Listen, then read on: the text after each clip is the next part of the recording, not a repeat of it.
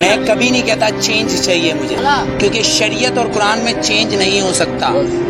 جو شریعت ہے اور قرآن ہے اس میں کبھی چینجنگ نہیں ہوتی، اور میں کبھی نہیں کہتا کہ مجھے چینج چاہیے۔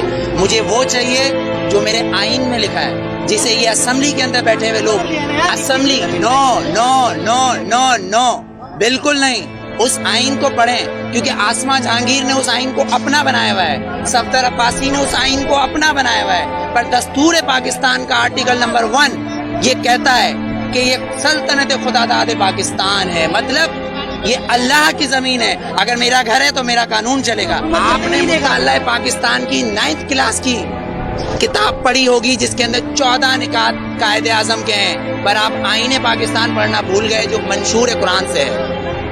شاید نہیں پڑھا ہوگا آپ نے، اگر پڑھا ہوگا تو آسما جہانگیر آپ کو اس کے اندر سے کچھ اصل نکال کے دے دیں گی، آپ کہو گے وہ صحیح ہے۔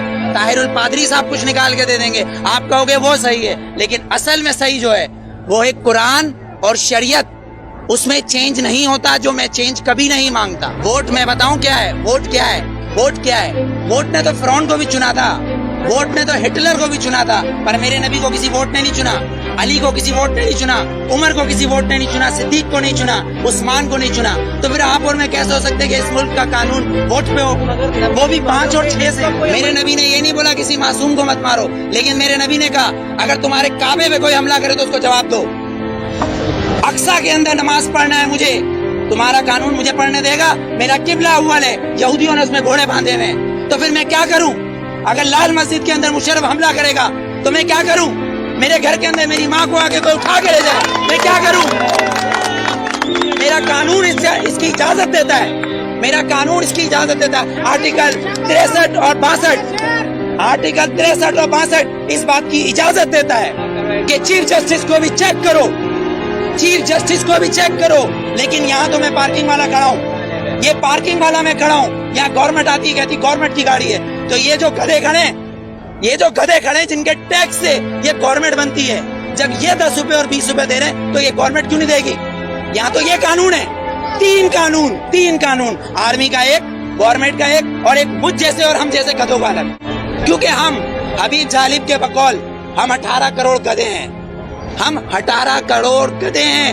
اگر صوفی محمد سواد کے یہ کہیں کہ میں دستور کو نہیں مانتا، آئین کو نہیں مانتا، تو وہ کافر، اس کو گرفتار کر لو، نظر بند کر دو، ٹھیک ہے، اس کو بند کر دو۔ اگر کوئی سیاستدان کہے کہ میں اس دستور کو نہیں مانتا تو وہ الیکشن کا حقدار۔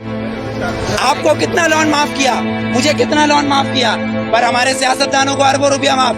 بلاول زرداری صاحب کا 30 ارب روپے کا محل رائے گڑھ میں بن رہا ہے، وہ بھی کس سے لیا ہے؟ ملک ریاض سے، Malik Riaz. No you are not corrupt, I am not corrupt, Malik Riaz is a corrupt, ایک کرپٹ مین ہمارے پریزیڈنٹ کو پیسہ دے رہا ہے اور کہہ رہا ہے رائے گڑھ میں محل بناؤ، اس لیے کہ نواز شریف کا محل ادھر ہے، کیوں ٹھٹا میں بناؤ نا، لاڑکانہ میں بناؤ، ادھر غریب لوگ مر رہے ہیں۔ سیلاب آیا سندھ میں تو تم سوئٹزرلینڈ گھوم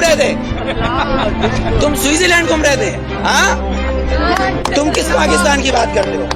پاکستان کا مطلب کیا ہے؟ پاکستان، فارسی میں استان کو کہتے ہیں شہر، اور پاک ہے پہلا کلمہ طیب مانے پاک، اور طیبہ کا مطلب مدینہ ثانی ہے۔ یہ سن لے یہ یہودی حکمران جن کی ڈورے صرف واشنگٹن اور نیو یارک سے چلتی ہے، لندن سے ہلتی ہے، کسی کی پشاور، کوئٹہ، پنڈی یا کراچی سے ڈورے نہیں ہلتی، ان کی امریکہ سے ڈورے ہلتی ہے۔ جس دن ان کی کعبے سے ڈورے ہلیں گی اس دن ووٹ دوں گا، ورنہ بائیکاٹ۔ ووٹ میں بتاؤں کیا ہے، ووٹ کیا ہے، ووٹ کیا ہے؟ ووٹ نے تو فرعون کو بھی چنا تھا، ووٹ نے تو ہٹلر کو بھی چنا تھا، پر میرے نبی کو کسی ووٹ نے نہیں چنا، علی کو کسی ووٹ نے نہیں چنا، عمر کو کسی ووٹ نے نہیں چنا، صدیق کو نہیں چنا، عثمان کو نہیں چنا۔ تو پھر آپ اور میں کیسے ہو سکتے کہ اس ملک کا قانون ووٹ پہ ہو؟